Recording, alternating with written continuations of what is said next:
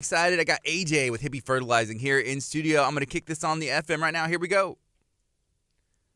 Good morning. This is KHEA Radio, 99.5 FM. This is Kickstart. My name is Gardy. I got my friend AJ with Hippie Fertilizing here in studio, and we're going to be talking and learning about everything that AJ does, Hippie Fertilizing does. Good morning, man. How's it going?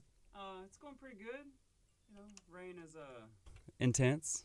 Yeah, the weather's been kind of funny lately. We haven't gotten too much sunshine lately, I guess. No, and when we do, it's beautiful. Feels, at least for being May, it's been cooler, right? Mm-hmm. So that's kind of nicer. But when it's wet for an entire week and you got to spread soil, hate to tell you guys, can't spread mud. And it's at the mercy of whether they get a fresh load in at the yard right afterwards. And then you got wet lawns, right? Yeah. Like, hey, try and push a wheelbarrow on a wet lawn. Good luck. It's going to make some... ruts. Yeah, ruts. That's the word I was looking for. Yeah. I was talking to Dr. Chapa. This was probably last Tuesday. He's going to be in later today. But we were talking about pretty much everything that we do.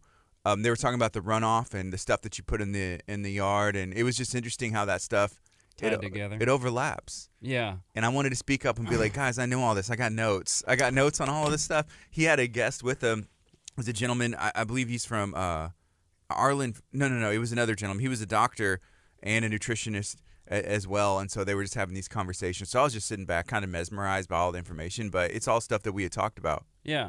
So it's like it's nothing new, right? Not to me, at least. Yeah, not to you. And so that's kind of funny you say that. I had a customer. We did a lawn restoration for, I don't know, a few weeks back. And like from where we started to now, it's a phenomenal difference, but it hasn't all filled in yet, you know? Yeah.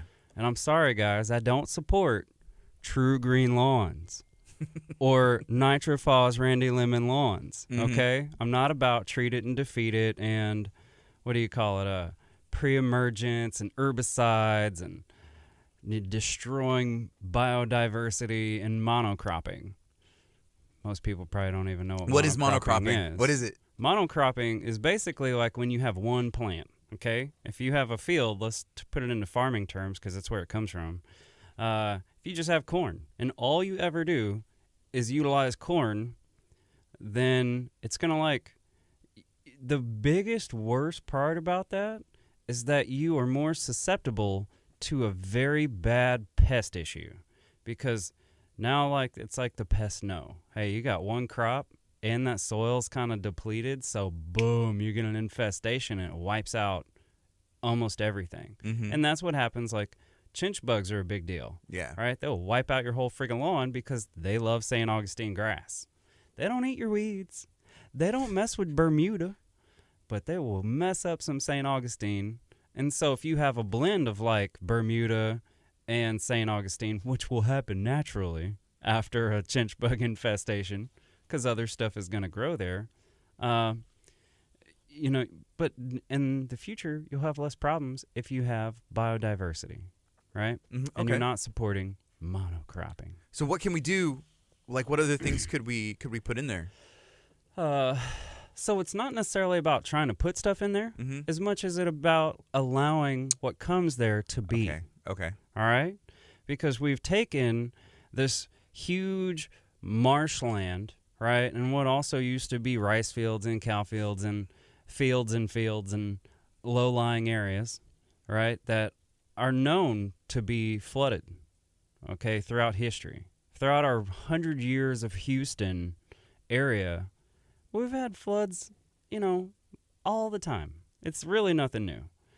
And then we turn it into urban development and expect it to be picture perfect when we still have things like weather that we can't control, right? Can you control the weather? Not yet. Not yet. I know. I talk to God about it every day. Hey, God, come on, man. Let me have a little sunshine. Get some work done today, yeah, right? You know, and he's like, hey, you see that bubble? That's where you got to work. And I'm like, okay, at least I got a bubble. Yeah. You know? So where I was going with all that is that she sends me these pictures. Her lawn's coming along great. And she's like, what do I do about the weeds? And I'm like, nothing. That's how you destroyed your lawn in the first place. Because she didn't tell me, Okay, but the neighbor wound up telling me, you know how they say, I know y'all have heard it, everything comes out in the wash, right? Yes. You know? Yeah.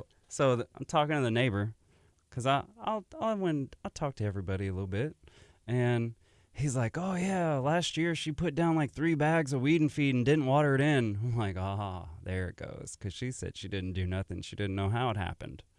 I'm like, yeah, don't know how it happened, eh? Yeah. So the neighbor tattletaled on her. Yeah, totally. And I'm like, don't do anything about the weeds. That's how you destroyed your lawn in the first place.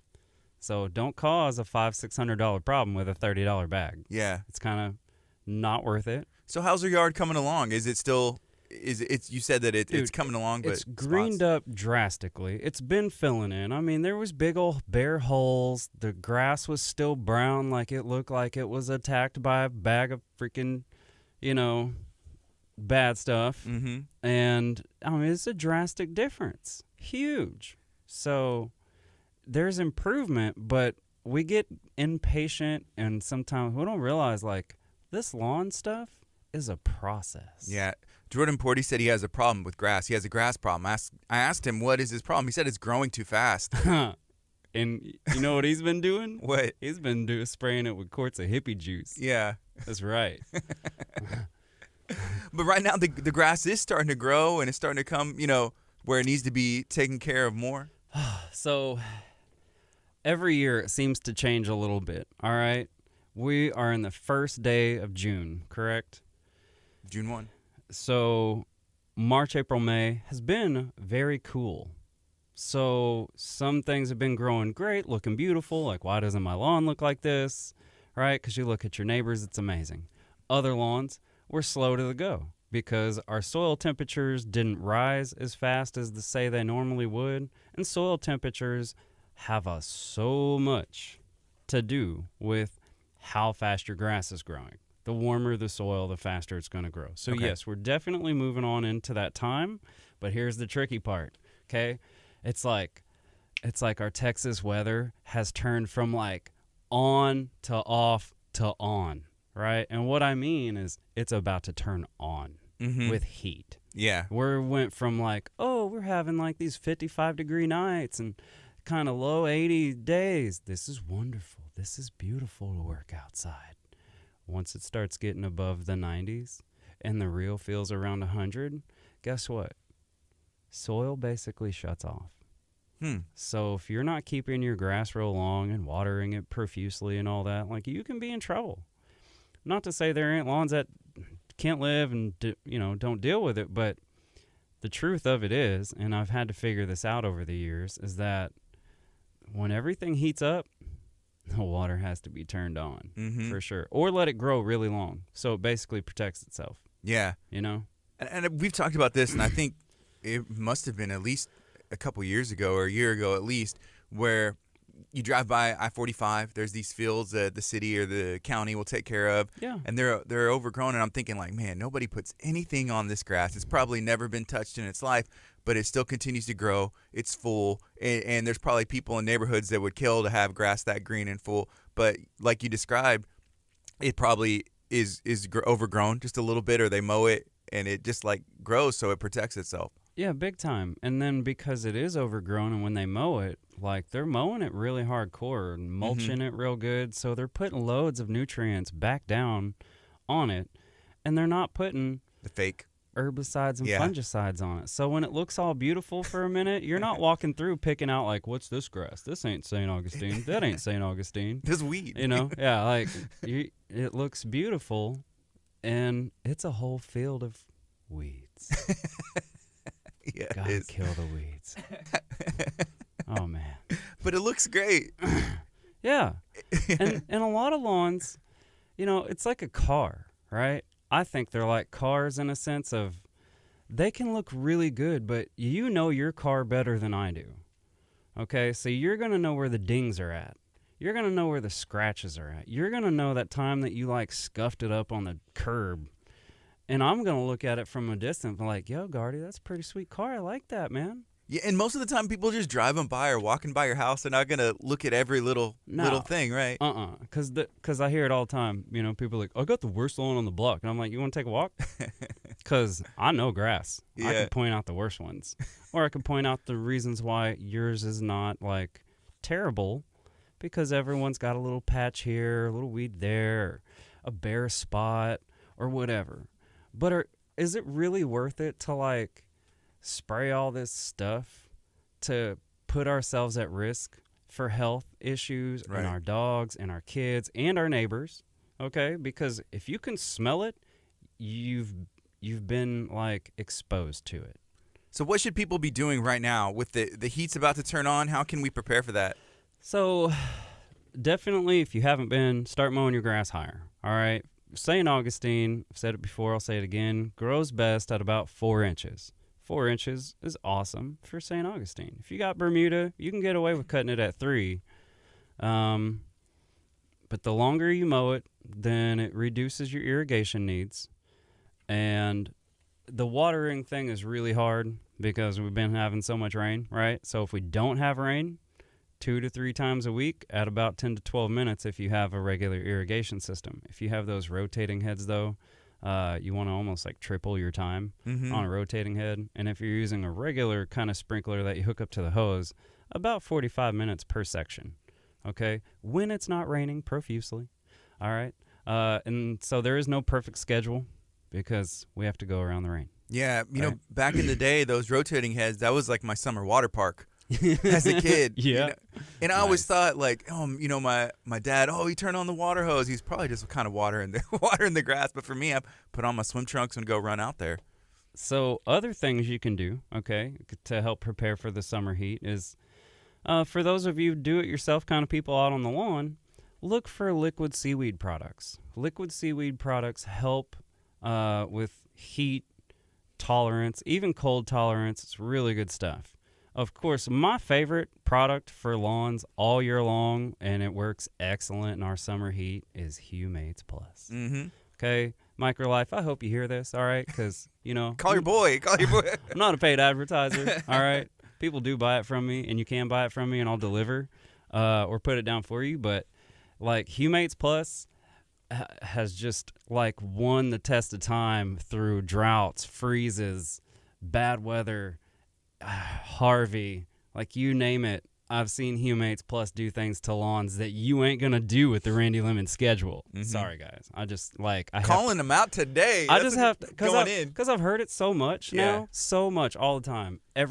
So many customers are like, I follow that schedule. What if my lawn look like this? Because you're not feeding the soil. It's a treat and defeat mentality. And like, come on here. We're people who have an influence on our industry and on people. So, like, why not help influence people to do what's better for our environment, right? For our kids, for our dogs, for the health of, like, the birds and the bees that we don't even see. And your kids. Yeah. Who you do have to see. Every day. A lot. And take them to the doctor. Yeah. Right? Or your dogs that you take to the vet. Like, me, that's what I hear the most, okay, is the pets and the vet. Right. All right, because that's like, you know, my dog has skin allergies, or my dog was throwing up, or my dog's losing hair, or all these things. And they're like, man, I stopped treating the lawn with all that stuff, and my dog's skin got better almost every time. Mm-hmm. Seriously. Okay, this isn't related to the grass necessarily, but that doctor who was talking about the grass and the stuff and the pets, he was saying that he has these like troughs because he has these horses or cows or something like that, and that they'll actually go to what they need. Like he'll put some, not probiotics, but he'll put some like minerals or stuff in there, and they'll actually go like diagnose themselves depending on what they need. I just thought it was interesting. So obviously they don't want to be eating grass that was treated, but nature will kind of have a way of working its way out. It knows what its need. Yeah, what it needs. Like they can smell it. Yeah. Dude, it's intense. It's really awesome. And that's part of the reason why like dogs will eat grass, because it helps put enzymes in their stomach. Mm-hmm. And so I don't want my dog out eating grass that I just sprayed with freaking chemicals, herbicides. Yeah. You know, or licking up my bonus S. Yeah. To give him some bonus problems. Yeah. So my kids, they love playing outside. Like whenever there's too much rain, with it being summertime, that's really a bummer. It's a bummer. And so my wife, whenever she grew up, she said they didn't really play outside much. So at first she was like, put on shoes to go on the grass, whenever we first have kids. And I'm like, it's okay. Like, we're not spraying nasty stuff in there. They're not going to get, like breakouts or anything like that. But so, yeah, now my kids, they'll go play in the grass, like roll around in the grass. But, yeah, I don't want to spray anything on there that's going to hurt them. So something that would be fascinating to learn more about or to see, ask Dr. Chapa if he knows about earthing.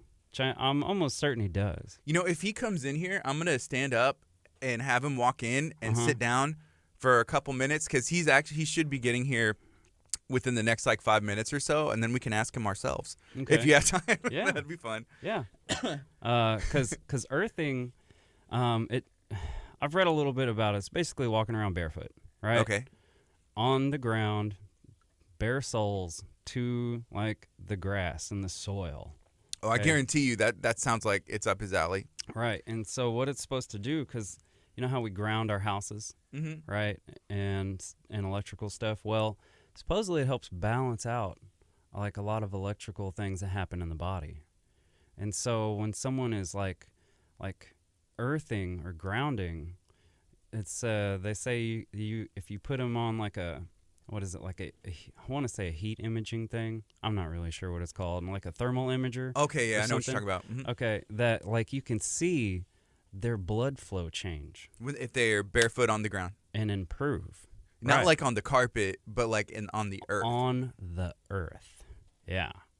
So they even have these things out there that you can put a copper rod into the ground and put a wire and put this copper thing under your bed to help promote that. I don't have one. I haven't done it yet, but my hands my hands are in the soil all the time, so not real worried about it. Yeah, is it kind of? I remember whenever they came out with those copper bands and bracelets, and there was some health benefits, or they would say, I don't know. Is it similar to that? Dude, I assume. Then they still come out with those things. There's a whole company that's copper laced stuff. Okay, Jordan Porty. When was the last time you talked to Jordan? Just a couple weeks ago. Not yeah, long. Me too. I talked to him. I think last week, right? Yeah, actually, I talked to him just the other day. Yeah, he called. Yeah, so he just left a comment and said, y'all should get a patch of grass and grow it inside the studio and see how tall you can get it. I think it would be hard to grow grass in the studio. We need sunlight. We need light, bro. We do have a window, but if we put another window outside of that window, we could get to the outside and maybe stream some light in. Yeah. I mean, hippies do like high grass. Yeah. I don't know if we could grow some grass in here, but I mean, I would try it. It's worth a shot. Yeah. Yeah, but mow it long. Humates Plus is excellent to put down for soil conditioning for the summer. Liquid seaweed. And if it stops raining, increase the time of your watering, but not your intervals. So if you water it 3 times a week, then keep it at 3 times a week, but just extend the watering, is what you're saying? Correct. Okay. Don't start watering it 4 and 5 times a week. Just keep, the same intervals at longer durations. Okay. Yeah. Yeah. And only up it by a couple minutes, because most of these irrigation systems are putting out plenty of water in a short time anyway. But mowing it high, man. That is one of the most critical things. Are you still seeing people dealing with the effects from the freeze that we had earlier this year? Dude, I still see people dealing with the effects of Harvey. Really? I'm not kidding. Yeah. That's a real thing. Yeah. But yeah, I do still see plenty of people. And kind of talking about the freeze and the effects of that, something that I had to really pay attention to because I was against it. Okay? I'm not for every lawn care practice out there. If y'all watch me, I don't do half the stuff they tell you to do. Anyway, dethatching a lawn is a legit practice.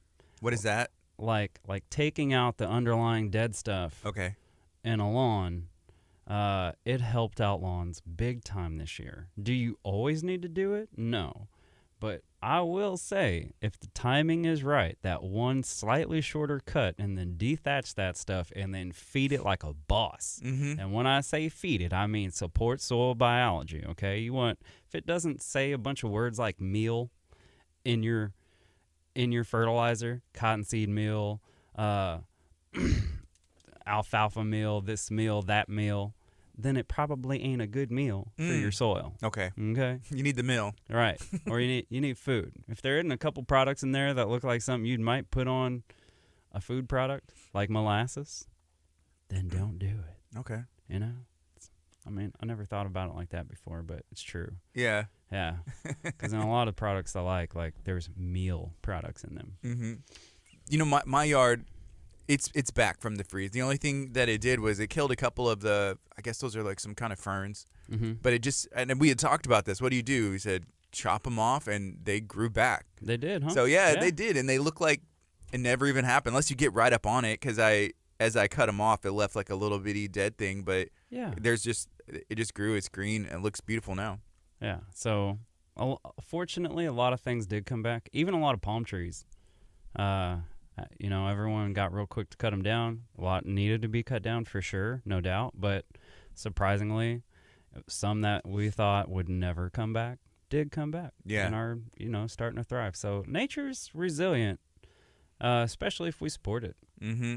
You know, and we should support it because guess what? No matter what, whether we like it or not, it supports us. It does. Yeah. Yeah. So. I know Chop is not here. Sometimes he runs a little bit late, but I totally get it. yeah. Well, is there anything else that you'd like to share this morning?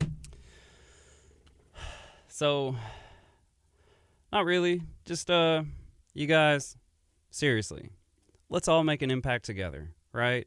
Your lawn is connected to your neighbor's lawn, that's connected to your neighbor's lawn, and it's essentially a big old field. It is the #1 irrigated crop in the United States. It's the #1 fertilized, pesticide, fungicide, the whole nine, all right? Mm-hmm. It's not agricultural crops. It's the U.S. lawn. So guess what? If we want to make a huge impact on our environment, we can start with our own backyards. That's easy. Yep. Thank you, AJ, for hanging out and joining today. I appreciate you. Hey, thank you, Gardy, for having me, man. I really appreciate the invite. This is KHEA Radio.